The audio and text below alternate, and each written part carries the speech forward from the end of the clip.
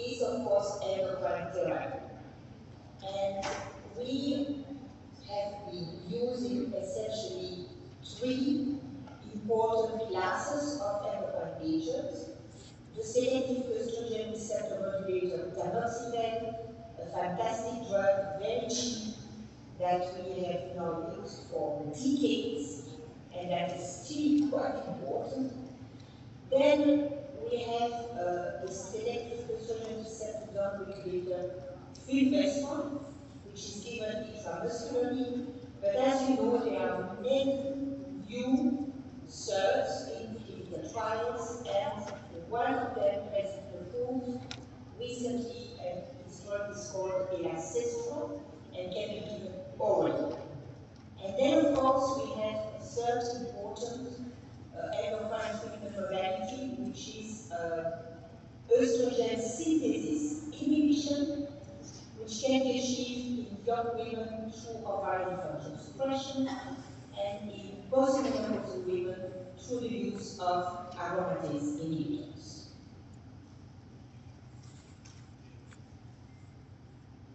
However, as you know, in advanced breast cancer, resistance to endocrine therapy will develop in all patients.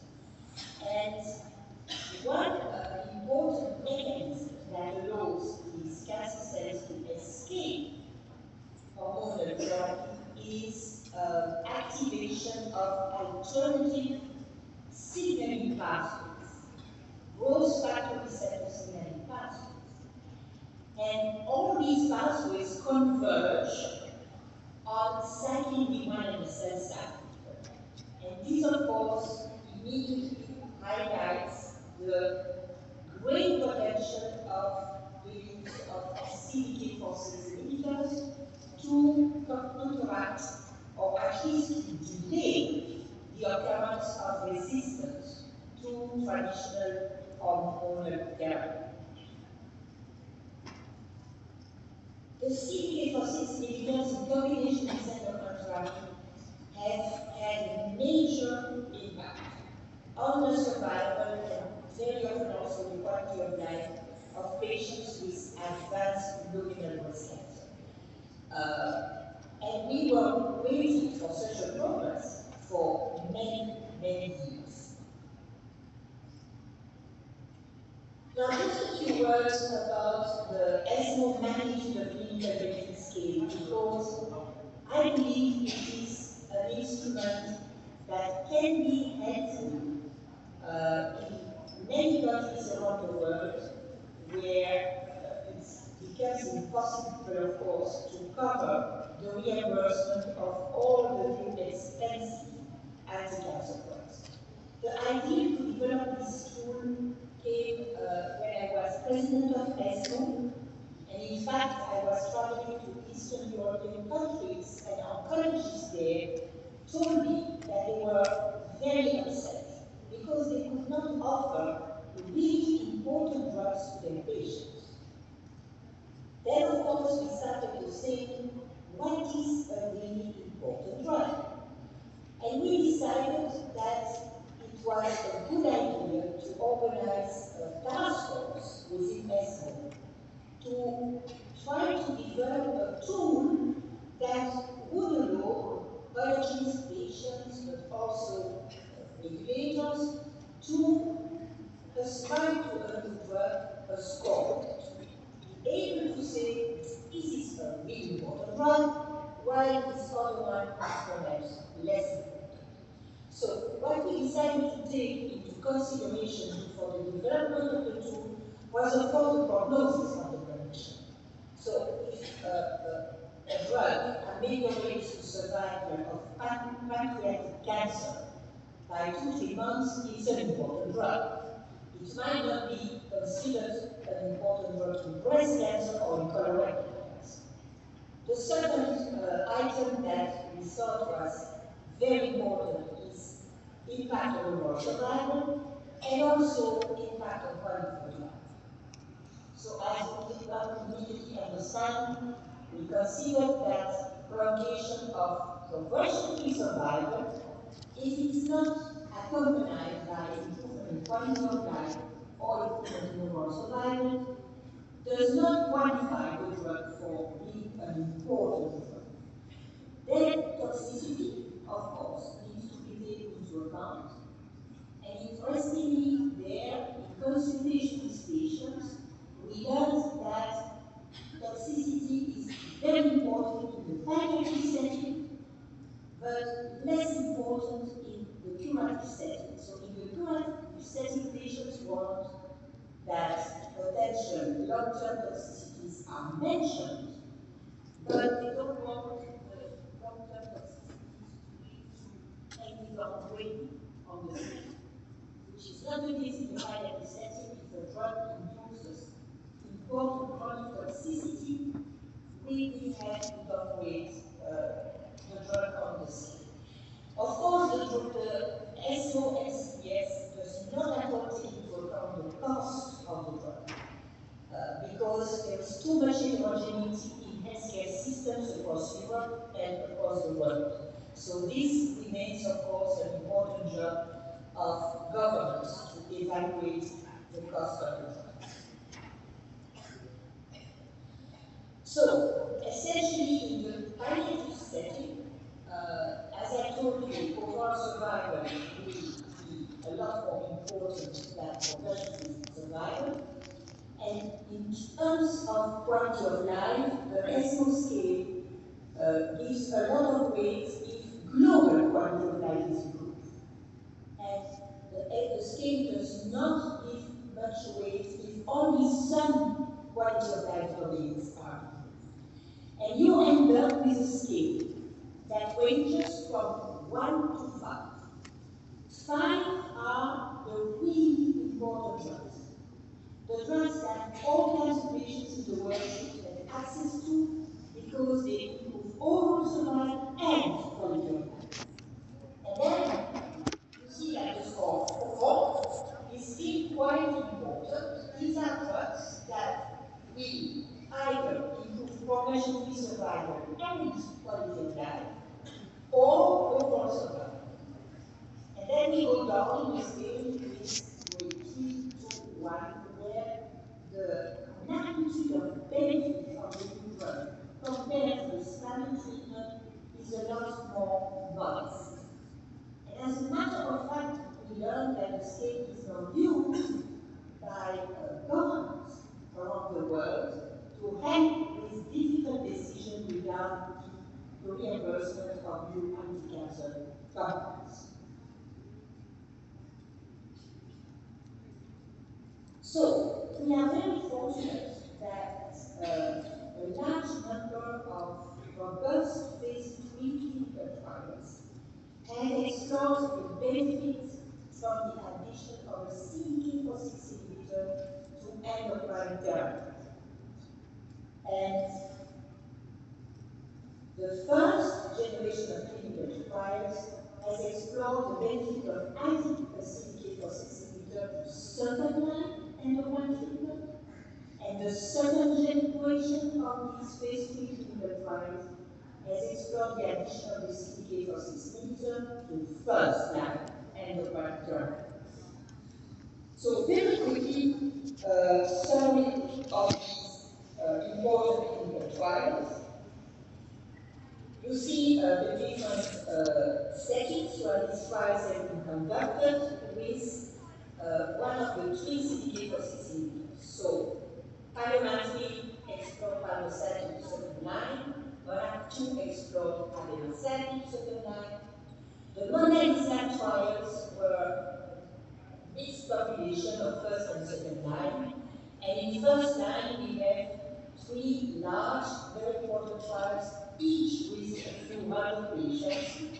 Palomazine with palbo, monalizumab with ribociclib, and MONARCH-3 with abemaciclib.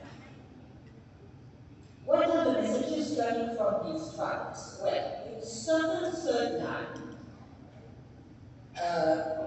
you can see the trials that have been conducted and the improvement that has been seen in median overall survival, which is the most important endpoint. And you can see that,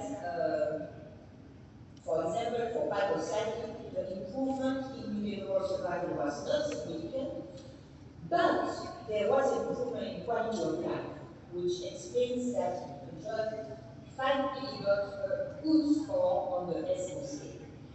If we try to summarize all these trials, we can see that on the ESMO scale, they all get a high score of 4, indicating that these are important use strategies.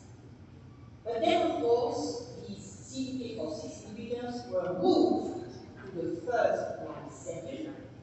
You see the trials conducted there, Parliament 2, Parliament 3, Parliament 2, Parliament 7. Again, you can see that median overall survival was improved in most, but not in all trials. In Parliament 2, there was no significant improvement. In terms of quality of life, there was no deterioration, but no improvement in most of the trials, except in Mona Lisa 7, where an improvement in global quality of life could be demonstrated. So at the end of the day, all these drugs got very high scores on the ESMO scale of 4 or even 5 for Mona Lisa 7. In general, it is clear that stronger results have been obtained with ribociclib and abemaciclib as compared to palbociclib. And the question is that due to a different patient selection, or is that due to the fact that palbociclib is a weaker CDK4 inhibitor? Well, initially, we thought that the reason why the results of palbo were less impressive had something to do with the patient selection. And how did we come to that conclusion? When we looked at the outcome of the control arm. The control arm in these trials, first line or second line, is endocrine treatment without the CDK4/6. And what you can see in first line is that the outcome of the control arm was pretty the same in all the trials, with a median overall survival ranging around 52-53 months.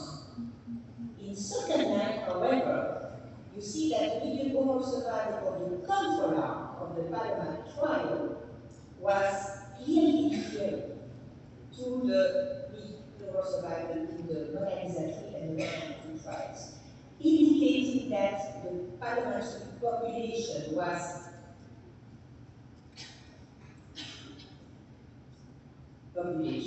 in fact. But, and what has been reassuring, in fact, is also data obtained from the real world, such as this study called eReality X, where patients receiving endocrine treatment and palbociclib in the real world were compared to patients who received only endocrine treatment. Now, of course, we are not talking here about randomized trials, so there are potential biases associated with this kind of comparison. Statisticians have found ways to try to correct for these biases. At the end of the day, it's reassuring to see that these real-world studies give the same message as randomized trials, namely that you see a better outcome in terms of overall survival when you use the combination of the CDK4/6 inhibitor and endocrine therapy. Now, of course, after that, we heard the story of the adjuvant trials using the CDK4/6 inhibitors, and now that this very large PALACE study came back negative, while the 2 other trials gave clear positive results, this makes me think, and others also, that palbociclib is most likely less effective CDK4/6 inhibitor. And that's very important in curative setting, a little bit less important in the palliative setting. Question 1, are there subgroups of patients with no benefit? Well, the answer is no. We have not been able to clearly identify a group of patients without a benefit from the CDK4 inhibitor. I just wanted to point to the fact that all these practice-changing phase 3 clinical trials are conducted mostly in rich regions of the world. And there is an underrepresentation of patients coming, for example, certainly from Africa, but also, for example, from Latin America. But we have to assume that the drugs work equally well across all the populations. Now, there are still some oncologists who believe that chemotherapy is the most effective treatment and the one that should always be favored in clinical scenarios where the disease seems to be quite aggressive and involves vital organs, like, for example, the liver. And I want to demonstrate that this is not true. First of all, we have this elegant trial called the Right Choice Study, which targeted a high-risk population, a population of patients with metastatic disease, but having symptomatic visceral metastasis or rapid progression. And the randomization was between ribociclib with a non-steroidal aromatase inhibitor and gozerelin, because these were young patients, versus chemotherapy chosen by the oncologist. So this could be docetaxel, paclitaxel, gemcitabine, or capecitabine, venolanib. Combination chemotherapies indicating indeed that we are dealing with high patients. And the primary endpoint was progression-free survival. There were a number of traditional secondary endpoints. And the results of this trial are really important. They clearly show that the combination of endocrine treatment and, in this case, ribociclib in first line gives better results in terms of progression-free survival than combination chemotherapy. And by the way, important information for my colleagues in Vietnam, this superiority of endocrine treatment with a CDK4 inhibitor over combination chemo was also seen in Asian patients.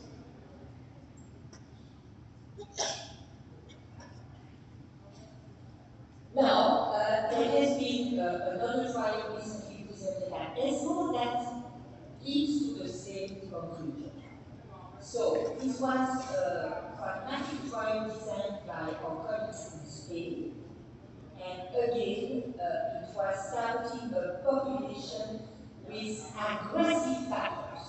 For example, relapse on adjuvant endocrine treatment, or soon after completion of adjuvant treatment, presence of visceral disease, and also biological parameters that are worrisome, such as high LDH. And in this trial, the patients were randomized for the first 12 weeks between abemaciclib in combination with endocrine treatment or single-agent paclitaxel. After 12 weeks, all the patients switched to continued treatment with endocrine treatment and abemaciclib. And the primary objective of the trial was to compare objective response rate with the two regimens in the first 12 weeks. In other terms, see if the CDK4 inhibitor with endocrine treatment can challenge chemotherapy. And the results were presented at ESMO. Here you see the characteristics of the patients, a relatively young patient population. Some patients had de novo metastatic disease. About one-third were immunosuppressed. And here you can see the objective response rate. And it's again quite impressive to see that the CDK4 inhibitor arm delivers better results than the chemotherapy arm in terms of objective response, 58% versus 40%. So we have a clear answer. Even in patients at high risk with rapidly progressive disease, we should still favor endocrine treatment and a CDK4 inhibitor. Another question that is important in clinical practice. Imagine your patient has a very long and nice response in first time to endocrine treatment and CDK4 inhibitor, and now there is progression, progressive disease. Can you continue the CDK4 inhibitor, or should you continue the CDK4 inhibitor after progression? Well, here I summarize for you a number of clinical trials and the conclusions. So, clearly investigators have explored the concept of drug rotation. So, what you can first do about progression on the treatment, endocrine treatment and CDK4 inhibitor is to switch the endocrine agent and to keep the same CDK4 inhibitor. And you see that this is the left part of the slide. They have been 3 trials, 2 randomized phase 2 and 1 single arm, applying this strategy. It's true that CDK4 inhibitor used in all these trials was thrombocyclin, but the conclusion is pretty straightforward. There are no or very minimal gains in progression-free survival with this strategy, which is not recommended. Now, what you can do, of course, is double switch. You can switch the endocrine agent and the CDK4 inhibitor. And here again, we have a number of trials with 2 trials, 1 randomized, 1 single arm, and then we have retrospective cohort studies. To make a long story short, in these trials, there seems to be a gain in median progression-free survival, favoring this rotating strategy. The gain is relatively modest, it's about 2.5 months, but the strategy can be probably considered in some selected patients. And just to tell you that we will probably witness very interesting results in the coming 2-3 years, because first of all, we have the rapid development of an impressive number of new selective estrogen receptor downgraders. Elacestrant is the first one that obtained FDA approval, but you see that there are a number of other searches in late clinical development. And then we have new types of endocrine therapy which are being explored today, like the complete estrogen receptor antagonist and the selective estrogen receptor covalent antagonist. So a lot of new options that hopefully will help our patients. And these new agents are currently in trials where they are used very often in combination with CDK4 inhibitors, or sometimes also with PI3K inhibitors. And last but not least, we are also going to witness a next generation of cell cycle inhibitors. There is apparently better CDK4 inhibitor in development, like Pfizer, which seems to spare CDK6, and there are CDK2 inhibitors in clinical development. Now, clearly, the scientific profile will influence the choice of the CDK4 inhibitor in the metastatic palliative setting. And you are very well aware in terms of side effects that abemaciclib is quite different from the other 2 drugs, fibrocytic environment. Less dermatological toxicity with abemaciclib, but clearly more GI side effects, particularly diarrhea, which is very frequent. And if diarrhea is accompanied by abdominal pain, then the drug is poorly tolerated. There is also some fatigue noticed by patients, a certain degree of alopecia, grade 1, grade 2, and not to forget, with abemaciclib, the risk of thromboembolism, which is a little higher than with the other two drugs. Fibrocycline and ribociclib has main side effect neutropenia, which of course doesn't bother patients, and febrile neutropenia in particular is extremely rare. Now, again, the drug that you will want to prescribe to your patient is the drug that your patient will tolerate. And in my country, it happens that we start the patient on a drug, on one of the CDK4/6, and the patient is not tolerating the drug well, and we then switch to another CDK4/6, and very often then the patient is in discontinuation. The discontinuation rate for adverse events is an important parameter to consider, and it's apparent that there is a higher discontinuation rate for adverse events with abemaciclib compared with the two other drugs. In elderly patients, many oncologists in Belgium will favor the use of palbociclib, which is a very easy drug to use. Are there any other factors influencing the choice of the CDK4/6 inhibitor? Well, the answer is yes. Clearly, there are medical oncologists in my country who are impressed by the robustness of the results of ribociclib in all the phase 3 trials, monalizumab 2, monalizumab 3, monalizumab 7. So that means that this drug is clearly a very important agent with a robust efficacy.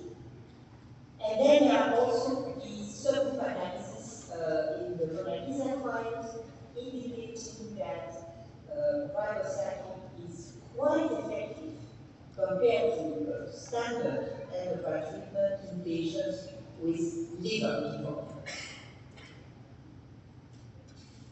Another type of study that can influence your choice between the CDK4/6 inhibitor are real-world studies. Again, one has to be very cautious because of potential biases. Nevertheless, this Italian real-world study was presented in the last 12 months, and it was a study comparing the real-world efficacy of the three CDK4/6 inhibitors. And they also went on to perform some interesting subgroup analysis. So you see the key inclusion criteria. The patients had to get the CDK4/6 inhibitor as first-line treatment, and they could not have received prior chemotherapy for advanced disease. And you can see the characteristics of the patients on each of the three CDK4/6 inhibitors, and clearly they are imbalanced. So all the patients treated with palbociclib are not totally comparable to those treated with ribociclib or abemaciclib.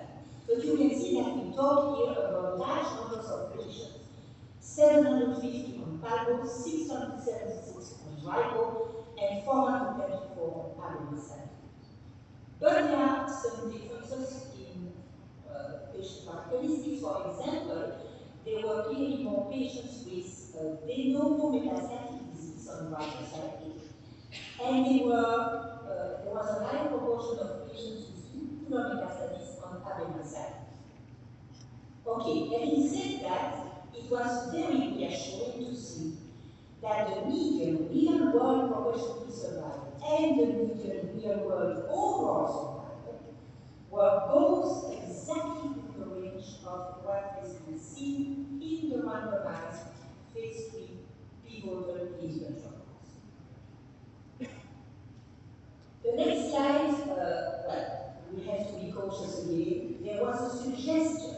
from this real-world study that abemaciclib and ribociclib were both better than ribociclib. Again, we take this portion because of potential biases, but it's interesting and it goes along with the interpretation of the results of the randomized phase 2 trials. Now, I would like to express my personal opinion on the Sonia trial. So, in other terms, are there exceptions to the rule that you should always use a CDK4/6 inhibitor in the trial? The Sonia trial was an academic trial run in the Netherlands, and the question was a very relevant question. In fact, in this trial, there was a comparison between the use of the CDK4/6 in first line or second line. In other terms, there was a mandatory crossover for the patients randomized to endocrine treatment alone in the first line. And this is an important question because in the phase 3 trials that I described to you at the beginning, the crossover rate, so what the patients got second line, was never a very high rate of use of CDK4/6 inhibitor. In the phase 3 trials, up to 40% of patients, at the most, were able to get the CDK4/6 inhibitor approach. In this academic trial, it was built in the design. The trial enrolled slightly over 1,000 women, median age 64 years, metastatic disease, 1/3 of the patients, visceral disease, more than half of the patients. A weakness of the trial was that the CDK4/6 inhibitor used by the oncologists was parental in more than 90% of cases.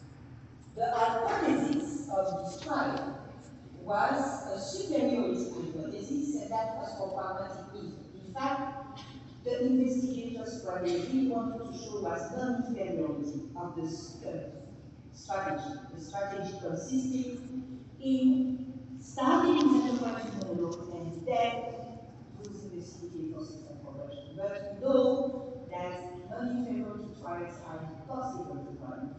They need thousands of patients, so they transformed this into a superiority hypothesis, namely that the better strategy would be to use the CDK4/6 inhibitor in first line, meaning that the progression-free survival 2, which takes into account the 2 treatment lines, would be slightly better with the first line of the CDK4/6 compared to the second line. And they have secondary endpoints which are important, like survival, quality of life, and cost effectiveness. And this trial, in fact, failed to demonstrate superiority of the use of the CDK4/6 in first line. You can see that the EFS2 was slightly better with the first line strategy, 31 months, compared to 27 months for the second line. But the difference there was not statistically significant, and there was no difference in overall survival. The quality of life was similar, and what was, of course, better was cost. Cost was much less with the second line strategy. Now, it's a single trial of only 1,000 patients, so it has not changed the clinical guidelines. The guidelines are telling us that we should favor the use of CDK4/6 inhibitor first line. Nevertheless, if I see a patient with a small bone metastasis, no visceral metastasis, I think I would probably not be against, in such patient, the use of endocrine treatment first line. Reserve the CDK4/6 inhibitor in such a case for progression after first line endocrine treatment. Now, just to end up and briefly tell you that there could be in the future the use of triplet combinations in the very rich countries, I would say. And this is based on an interesting study that was presented at the last ASCO meeting, where a triplet combination of stilbeston, palbociclib, and P3CA inhibitor was compared to the use of just stilbeston and palbociclib. So, what is explored here is the addition of P3CA inhibitor, but of course the trial was only run in patients whose tumor showed a P3CA mutation. You see that the 325 patients were 141. So the treatment combination versus the traditional two-drug combination of fulvestrant and palbociclib. And there was in this trial an improvement in progression-free survival, which was the primary endpoint. Statistically significant, not yet an overall survival improvement, and what was interesting was that there seemed to be an acceptable safety profile. Of course, with the addition of the P2C inhibitor, you are not going to be surprised to see a high incidence of hypoglycemia, diarrhea, rash, and stomatitis, but there was a low incidence of grade 3 persistence. So, in conclusion, the CDK4 inhibitors in first-line treatment of metastatic disease, so very robust efficacy. Sorry. These drugs are easy to take by patients. They are not chronic or irreversible adverse events. Sorry. And the probability of hospitalization is very low. What is also important is that oral treatments. And what is important for women is that no alopecia grade 2 is to be expected. The follow-up schedule becomes very light after the first 2 3 months, but we heard that in the first 2 3 months, the patients need to be followed very closely to make sure that they are not going to stop the treatment. And what I've not been shown to you today, but there have been publications of this, there doesn't seem to be any harm if you need to reduce the dose of the drugs because of side effects. So the efficacy of the CDK4/6 inhibitors is maintained in spite of dose reduction. And really the best CDK4/6 inhibitor in the metastatic setting is the one that prolongs overall survival and diabetes tolerance. And I want to thank you very much for your attention.